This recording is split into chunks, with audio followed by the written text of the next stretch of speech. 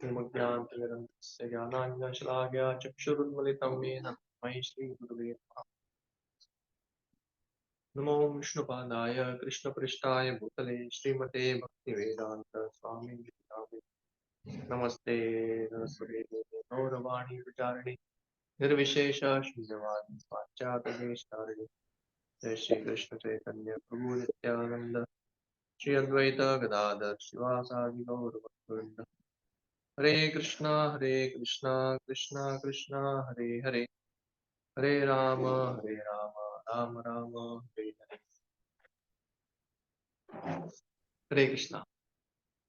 तो अभी भगवान जगन्नाथ जी का रथ यात्रा नजदीक आ रहा है, तो उसके उपलक्ष्य में हमको जगन्नाथ जी का जो कृपामय अवतार है या उनका जो अर्ज विग्रह का जो दर्शन है, उसके बारे में कथाएं सुनने के लिए बहुत ही हमारे लिए शुभ है। तो भगवान जगन्नाथ जी वो नीलाचल में वास करते ही है, जगन्नाथपुरी में। उसी तरह से एक और एक क्षेत्र है जहाँ पे वो स्वयं निवास करते हैं, ये है श्री नवद्वीप धाम। तो भगवान नवद्वीप में वो जो जहाँ पे राजापुर करके स्थान है, वहां पे जहाँ रहते हैं, वो एक्चुअली जगन्नाथपुरी से अभिन्न है। तो इसका महात्म्य में ऐसा उल्लेख आता है, और इसको भक्तिविनोद ठाकुर भी लिखते हैं कि श्रीमंत द्वीप करके जो स्थान है नवद्वीप में, वो जगन्नाथपुरी है। और इधर जगन्नाथपुरी में जैसे भगवान कैसे प्रकट हुए, वैसे इधर भी जैसे प्रकट हुए उसका एक बहुत सुंदर कहानी है। तो एक 7वें शताब्दी का एक स्टोरी आता है, जब रक्तबाहु करके एक यौवन है, वो यौवन जगन्नाथपुरी पे अटैक करता है या उधर वो आक्रमण करता है, क्योंकि ये यौवन था और बहुत ही क्रूर था और बहुत ही शक्तिशाली भी था। इसलिए सभी जो जगन्नाथपुरी के वासी है, उधर के राजा भी है और पंडित सब जो बहुत ही विचलित हो जाते हैं। वो सोचते हैं कि अभी कौन हमको बचाएगा। तो सभी मिलके वो प्रार्थना करते हैं भगवान से जगन्नाथपुरी में, और बोलते हैं कि हे भगवान, आप कृपा करके कुछ तो उपाय कीजिए, हम कुछ नहीं कर सकते। और हम आप देख भी नहीं पाएंगे कि अगर ये यौवन जो है वो आपके प्रति कुछ दुर्व्यवहार करे। अगर ऐसा होगा तो हम भी अपना प्राण त्याग देंगे। तो ऐसा प्रार्थना करते हैं। तो जगन्नाथ जी को बोलते हैं उनको, सभी पंडितों को बोलते हैं कि आपका भक्ति देख के मैं बहुत ही प्रसन्न हूं। बोलते हैं आप सभी शुद्ध भक्त हैं, और ये रक्त बाहु मेरे लिए कुछ भी नहीं है।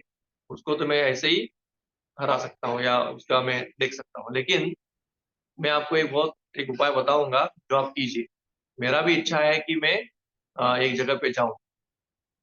तो फिर वो बोलते हैं कि कल सुबह सुबह आप जंगल के रास्ते से मुझे उठा के, मुझे जगन्नाथ बलदेव और सुभद्रा तीनों को उठा के आप मुझे लेके जाइए बंगाल की तरफ। और उधर जब आप जाके मेरा उधर आप मुझे मेरा पूजा कीजिए। तो ऐसा आदेश मिलते ही अगले दिन सुबह ये सभी शबर जाति के जो पंडित है या उसके जो पुजारी सेवक हैं जगन्नाथ जी के, वो जो है वो भगवान को उठाते हैं और वो लेके जाते हैं। और भगवान को जंगल के रास्ते से जाते जाते वो बंगाल की तरफ निकल जाते हैं। और जब ऐसे जाते हैं तो फिर जगन्नाथ जी एक जगह पे जो पहुंचते हैं, जो एक्चुअली नवद्वीप धाम, वहां पे पहुंचते हैं। तो पहुंचते ही जगन्नाथ जी जब रखे जाते हैं नीचे, तो अगले दिन वो उठते नहीं। वो बोलते हैं मैं अभी इधर से हिलूंगा नहीं, मेरा इधर ही रहने का इच्छा है, अब मेरा पूरा जो सेवा है इधर ही शुरू कर। तो इस तरह से जगन्नाथ जी नवदीप धाम में पहुंचते हैं। और इधर काफी एक्चुअली काफी ऑलमोस्ट 7 शताब्दी से लेके 1200 शताब्दी तक ये पूजा चलता रहता है। और इधर भगवान को प्रेम से सब लोग पूजा करते हैं, और ये पूरा शबर जाति के जो लोग हैं उधर ही सेटल हो जाते हैं। तो ऐसा करके नवद्वीप में आने का ये बहुत सुंदर महिमा है। और फिर भगवान की ही इच्छा से भगवान का जो ये है स्टैंडर्ड जो वर्शिप का, वो सब डाउन हो जाता है और भगवान उधर से विलुप्त हो जाते हैं। एक भयंकर बीमारी आ जाता है और सभी जो लोग उधर से निकल जाते हैं और काफी सारे मर भी जाते हैं। तो उस तरह से क्या हो जाता है, भगवान का जो पूजा है वो फिर से बंद पड़ जाता है और भगवान विलुप्त हो जाते हैं जमीन के अंदर। तो भगवान का ये जो प्रकट होने का अप्रकट होने का लीला, वो विग्रह के रूप में भी चलता है। भगवान और विग्रह में कोई अंतर नहीं है। तो ऐसा बोलते हैं कि जन्म कर्म च मे दिव्यम एवं यो वेति तत्वतः। तो भगवान के दिव्य लीलाएं ये हमेशा प्रकट होते रहते हैं। तो भगवान जब बाद में 12 शताब्दी का हो गया, उसके बाद 15 शताब्दी में जब चैतन्य महाप्रभु प्रकट होते हैं, उस समय की बात है, तभी भगवान फिर से इच्छा करते कि वो उनका जो सेवा हो जाए। तो इसका ऐसा कहानी है कि चैतन्य महाप्रभु के एक पार्षद थे और बहुत ही महान पार्षद, उनका नाम था जगदीश गांगुली। और चैतन्य महाप्रभु को हर साल वो जगन्नाथपुरी में मिलने जाते थे। चैतन्य महाप्रभु को मिलते थे, रथ यात्रा अटेंड करते थे, भगवान का दर्शन लेते थे जगन्नाथ जी का। तो ऐसे काफी साल वो गए, लेकिन उनको एक ऐसा बीमारी हुआ, बुढ़ापा भी था और उससे पहले भी वो थोड़ा बीमार हो गए और वो बीमारी में उनका जो दृष्टि है वो चला गया। तो बहुत विलाप करने लगे, अभी कैसे होगा, मैं कैसे जगन्नाथपुरी जाऊंगा। तो जैसे रथ यात्रा का समय आया और सभी जो पार्षद है भगवान के वो जाने लगे नित्यानंद प्रभु के, चैतन्य महाप्रभु के। तो ये भी जाना चाहते थे, लेकिन सभी पार्षदों ने बोला कि नहीं नहीं, हम आपको नहीं लेके जा सकते, ये बहुत ही कठिन जगह है और मतलब रास्ता भी बहुत कठिन है और आप आपका हम ध्यान नहीं रख पाए। तो जगदीश गांगुली बहुत ही दुखी हो गए और वो विलाप करने लगे, भगवान को पुकारने लगे कि क्या मैं अभी इस जीवन में आपको कभी देखूंगा नहीं। तो ऐसा जब जगदीश गांगुली वो जैसे ऐसे ये कर रहे थे, विलाप कर रहे थे, तो एक दिन जगन्नाथ जी उनके सपने में आए और जगन्नाथ जी ने बोला अ, कि आप चिंता मत करो, आपके लिए मैं प्रकट होऊंगा इधर। आप क्या करो, कल सुबह आप जब नहाने जाएंगे गंगा में, तो तभी आपके सर को एक लकड़ी टकराएगी और टकराते ही आपका दृष्टि भी वापस आ जाए। वो लकड़ी को लेके आपको मेरा विग्रह बनाना है और ये विग्रह आपको बनाने के लिए एक महान भक्त है मेरे, जिनको एक्चुअली कोड़ा हुआ है, लेप्रोसी, और उससे वो पीड़ित है। उससे ही वो कारपेंटर है, उससे ही आप बना के लीजिए। तो वो विग्रह बनाने के बाद उसको भी मैं ठीक कर दूंगा।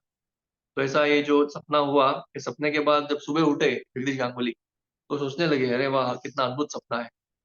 और वो जब नहाने के लिए गंगा में, तो एक्चुअली में वो जो भगवान का एक लकड़ी है वो आके उनको सर को टकराया और सर को टकराते ही जगदीश गांगुली का जो आंखें हैं, दृष्टि वापस आ गई।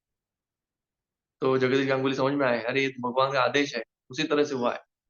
तो लकड़ी को उठाए और घर में आए वापस, और उन्होंने ये जो उन्होंने बोला हुआ जो कारपेंटर है, उसको उन्होंने ढूंढ के निकाला और उसको उन्होंने बताया कि आपका आपको ये मेरे लिए ये बनाना है, आपको जगन्नाथ जी का विग्रह बनाना है मेरे लिए। तो वो तो मना करने लगा, वो बोले कि देखिए मेरा हाथ सब गला हुआ है, हाथ से खून निकल रहा है और बहुत पीड़ा होती है, इससे मैं हथौड़ी कैसे उठाऊं, इससे मैं काम कैसे करूं। तो जगदीश गांगुली ने बोला कि नहीं नहीं, आप कृपा करके कीजिए, और बहुत उनको मोटिवेट किया, बहुत उनका ये किया, आग्रह किया। फिर वो लकड़ी ले आए और उन्हें प्रयास किया करने के लिए, लेकिन बहुत तकलीफ हो रहा था उनको। लेकिन फिर भी जगदीश गांगुली उनको भगवान का कथा सुनाते हुए, उनको आगे प्रोत्साहन देते हुए उन्होंने उनसे काम करा के लिया और भगवान की कृपा से वो उनका संपन्न भी हो गया। और जैसे ही जगन्नाथ जी के विग्रह बन गए, तो उससे उनका जो कोड़ा है वो भी ठीक हो गया। तो ये बहुत सुंदर लीला उधर हुआ और जगन्नाथ जी का फिर से जगदीश गांगुली, इन्होंने उधर जो ये है वो शुरू किया, पूरा वर्शिप। फिर भगवान आके उनको सपने में बोले कि आप मेरे लिए, मतलब मेरे जैसा ही बलदेव और सुभद्रा का भी विग्रह बनाए। तो फिर उधर से उन्होंने बहुत सुंदर नीम का लकड़ी लेके उसी कारपेंटर से ये दोनों विग्रह भी बनाए। तो इस तरह से फिर से जगन्नाथ बलदेव सुभद्रा सीमंत द्वीप में, नवद्वीप में वो प्रकट हुए और उनका फिर से बहुत सुंदर लीलाएं चलती रही और उनका जो वर्शिप चलता रहा। लेकिन जैसे जगदीश गांगुली बूढ़े हुए और उनसे फिर से वो सेवा नहीं हो पाया, उनकी पीढ़ियों ने बाद में शुरू किया सेवा, तो उनका जो सेवा का जो दर्जा है वो फिर से कम होने लगा। तो क्या हो गया, उस गांव में बहुत भयंकर कॉलेरा का बीमारी फैल गया। तो कॉलेरा का बीमारी फैलते ही उधर के जो जगन्नाथ जी के जो पंडित हैं, उन्हें जगन्नाथ जी से प्रार्थना की, हे भगवान आप हमको बचाइए, हम ये सब जो बीमारी है बहुत भयंकर हो गया है। तो जगन्नाथ जी ने उनको डांटते हुए बोला, ने बोला कि ये जो जगदीश गांगुली घर में एक वधू है, वो बहुत ही उसका जो चरित्र है बहुत कम है, उसका चरित्र ठीक नहीं, और उसने मेरा अपमान किया है। इसके वजह से वो जगदीश गांगुली का जो ये है परिवार है, वो पूरे सभी मर जाएंगे, और अगर आप लोग गांव छोड़ के नहीं गए तो आप सबका भी मृत्यु हो जाएगा। तो ऐसे उन्होंने बताया पंडित। तो थोड़े जैसे वो पंडित उठे और उन्होंने देखा कि थोड़े एक दो दिन में पूरा जगदीश गांगुली का जो परिवार है वो नाश हो गया, और उन्होंने बोला सभी गांव वालों को आप सब भागिए इधर से, जगन्नाथ जी का एक कोप है। तो पूरा गांव खाली हो गया, और जगन्नाथ जी का जो विग्रह है वो वैसे के वैसे रह गए, और फिर उधर जंगल हो गया और पूरा मंदिर पिछड़ गया। तो इस तरह से फिर से जगन्नाथ जी का जो प्रकट है, वो खत्म हो गया, मतलब उधर वो मतलब गुप्त हो गए फिर से। और 1958 में फिर से, मतलब काफी एक दो तीन सौ साल बाद फिर से जगन्नाथ जी का प्रकट होने का उनको इच्छा हुआ। तो भगवान ने क्या किया, एक भक्त थे, और वो जब एक बार मायापुर जा रहे थे साइकिल पे अपने एक रिश्तेदार को मिलने के लिए, उनका नाम था जयमिनी घोष। तो साइकिल जाते जाते एक उनके सामने बहुत भयंकर एक पेड़ गिर गया, और पेड़ गिरते ही उनको ऐसा लगा कि इसने पकड़ लिया उनको, और उनको एक पीछे खींचा करके, तो साइकिल से नीचे गिर गए। और बाद में उनको लगा कि कोई भूत का मेरे ऊपर अटैक हो रहा है, तो ऐसा सिमट के बैठ गए हो, डर डर के। तभी एक आवाज सुनाई दिया, और उसने बोला कि आप डरो मत, मैं आपका दोस्त हूँ। और ऐसा बोलते ही जयमिनी बोला, अरे आप दोस्त है तो मेरे आप ऐसा ये क्यों करे, मेरे पे पेड़ क्यों गिरा रहे हैं? तो बोला, नहीं पेड़ नहीं गिरा है, मैंने आपको बचाया पेड़ के गिरने से। तो फिर उन्होंने बोला कि जयमिनी घोष ने बोला कि ऐसा आप अगर मेरे दोस्त है तो आप मुझे बचाइए, आप मुझे मैं जहाँ जा रहा हूँ वहां पे पहुंचा दीजिए। तो ऐसा बोलते ही वो ऐसे आराम से उठ गए, और देखते देखते वो अपने रिश्तेदार के घर पहुंच गए। तो फिर यही आवाज ने उनको बोला कि मैं इधर बहुत सालों से इधर अंदर हूँ, जमीन के अंदर, मुझे आप बाहर निकालिए, और मैं जगन्नाथ हूँ, और मेरा वर्शिप फिर से शुरू कीजिए। मुझे दूध दही गंगा जल मिठाइयाँ ये खिला के आप मेरा पूजा कीजिए।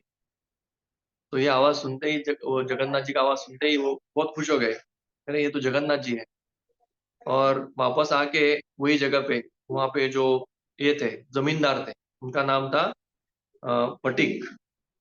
वो जमींदार को बोला कि आपकी जगह पे जगन्नाथ जी का मंदिर है, चलिए चलिए जाके देखेंगे। तो जैसे उन्होंने जाके वो सब जगह क्लीन किया, तो देखा तो उधर तीनों जगन्नाथ बलदेव सुभद्रा बहुत सुंदर विग्रह ऐसे के ऐसे ही थे। उनके ऊपर पूरा जो ये ये बन गए थे, वाइट वाइट एंड्स, लेकिन भगवान कुछ हुआ नहीं था, उनका शरीर एज इट इज था। तो जगन बलदेव और सुभद्रा का थोड़ा पेंट वगैरह गया था, तो उन्होंने फिर से वो ठीक करा दिया। तो इस तरह से फिर से भगवान का जो पूजा पूजा है वो संपन्न हो गया। तो हम देखते हैं इधर कि कैसे भगवान क्या करते हैं, अपनी लीलाओं को प्रकट करते हैं बहुत अद्भुत रूप से, और अपनी इच्छा से अपनी लीलाओं को बंद भी करते हैं। और जैसे ही उनका भक्त मिलते हैं उनको, तो भगवान को जब भक्ति से कोई व्यक्ति पूजा करते हैं, तो भगवान उधर उपस्थित रहते हैं। और भक्ति के अनुपस्थिति में भगवान को कोई जरूरत नहीं है अपने पूजा का। अगर कोई भक्ति से नहीं करते तो उधर भगवान उस जगह को छोड़ के चले जाते हैं। तो इसे हम जानना चाहिए कि भगवान जगन्नाथ जी, भगवान का जो विग्रह है वो भगवान से अभिन्न है, और भगवान को हम लोग बहुत प्रेम से अगर पूजा करेंगे तो भगवान हमारे पूजा को स्वीकारते हैं, और अगर हम प्रेम से नहीं करते तो भगवान उसको बिल्कुल स्वीकारते हैं। तो ये बहुत सुंदर लीला है जगन्नाथपुरी। अभी एक उधर इस्कॉन का मंदिर बना हुआ है, वही जो बाद में वो पटिक फैमिली ने क्योंकि उनको वारिस नहीं थे, तो फिर उन्होंने ये पूजा जो है वो इस्कॉन को दे दिया। और उसका भी सुंदर लीला है, कैसे वो अभी इस्कॉन उधर बहुत सुंदर पूजा देख रहे हैं, और भगवान के उधर और भी छोटी बहुत सारी लीलाएं होती रहती हैं। बहुत बहुत धन्यवाद आप सभी को, फिर से मिलेंगे। हरे कृष्णा। वाञ्छाकल्पतरुभ्यश्च कृपा सिन्धुभ्यश्च पतितानां पावनेभ्यो वैष्णवेभ्यो नमो।